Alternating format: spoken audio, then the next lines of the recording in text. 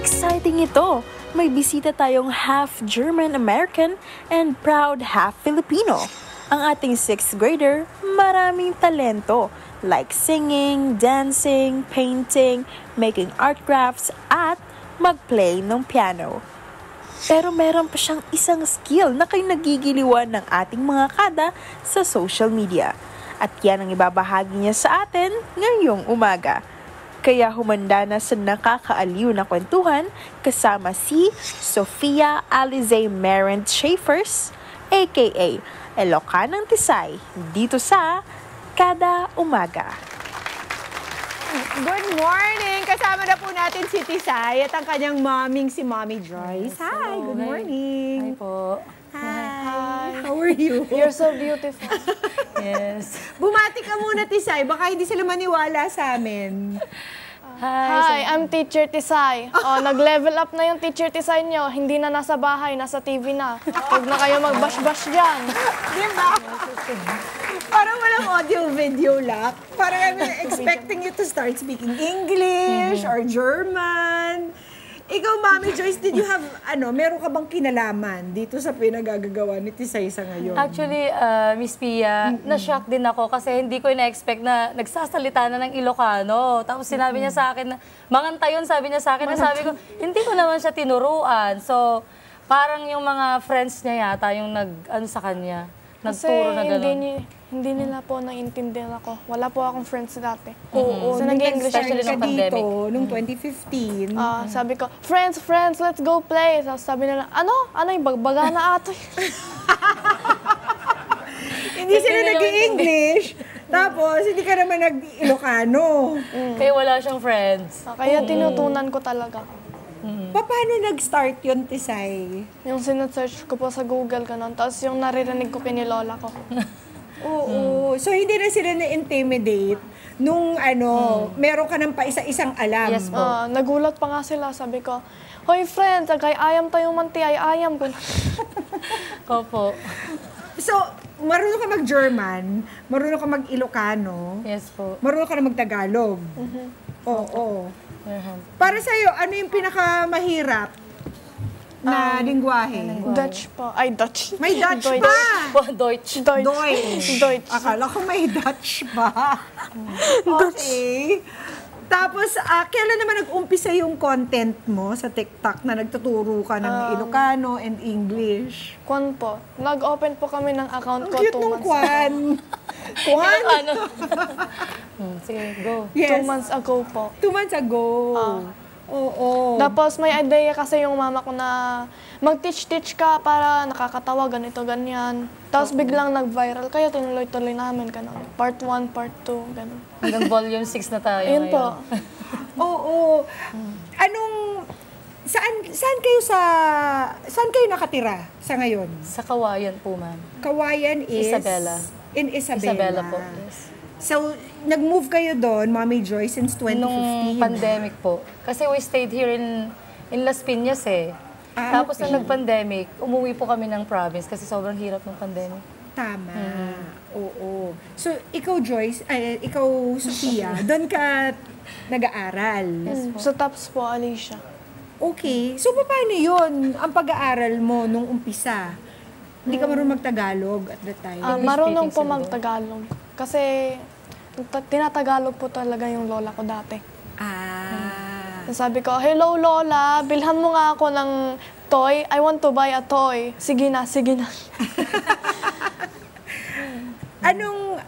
Hindi ka ba nahirapan? Okay, nahirapan ka makipaglaro. Ano pa yung mga medyo mahirap pakisamahan nung unang salta ka sa Isabela? Yung environment po talaga. Kasi sanay po ako na walang pollution. Ay, may pollution. Sorry po. Tapos, ang fresh po talaga doon. Ang ganda, mga lake po, ganun. Oo. Rivers. Mga rivers. Okay. How about the food? Prior to this, Mommy Joyce, saan kayo nakatira? Sa Las Piñas po. Hindi, like abroad, di ba? Yes po. Kasi she was born there. Doon siya, sa Rheine, Germany po. In Germany. Oo. Tapos So talagang lumipat kami ibang-iba, no? From Yes po. Germany to Isabela. Sobra. Nagustuhan mo ba agad-agad yung food?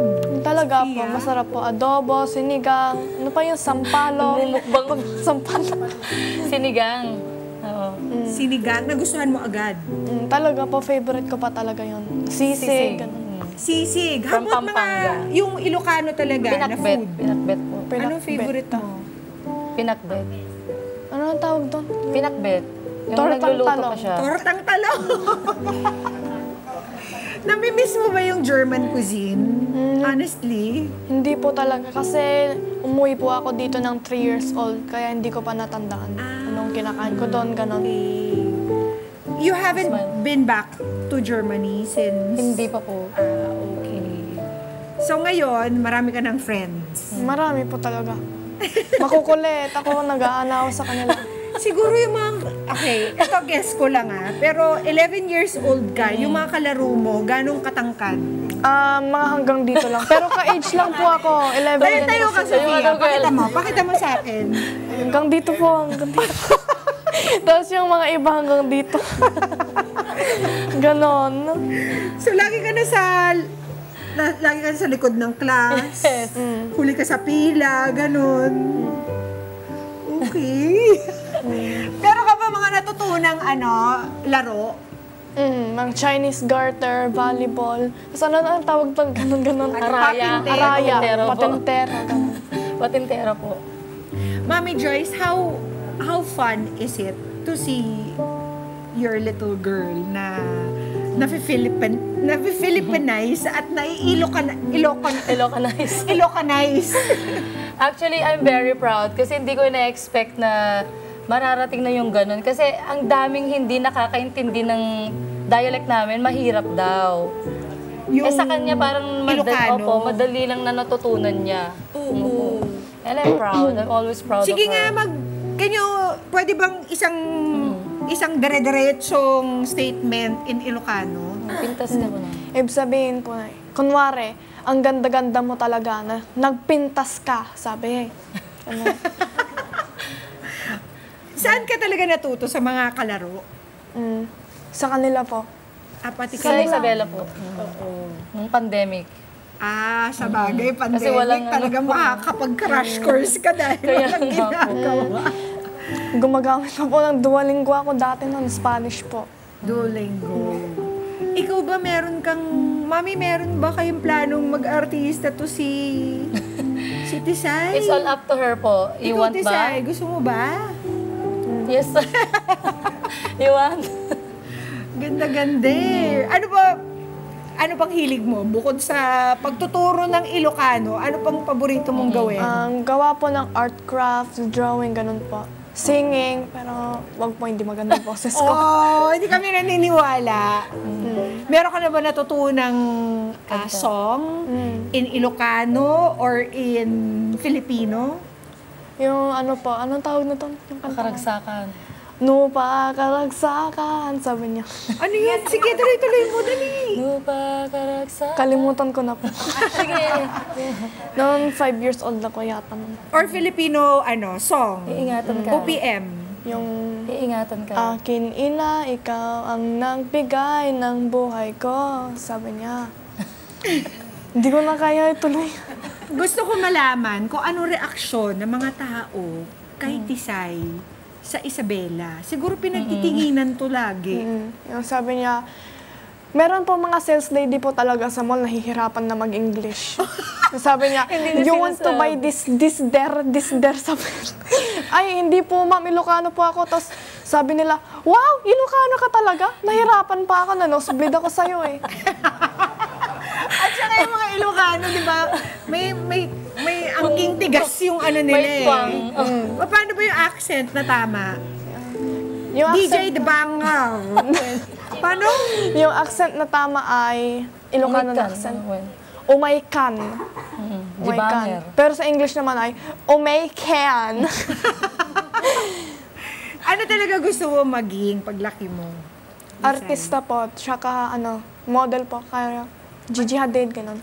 Gigi Hadid. Nabulol na tuloy ako. Of course, pwedeng-pwede naman. Mga kanet, Net25. This is Pia Guanyo Mago. For more Kada Umaga updates, please click the subscribe button and follow us on Net25 social media pages at Net25TV and at Net25 Entertainment Facebook page. See you guys. Bye!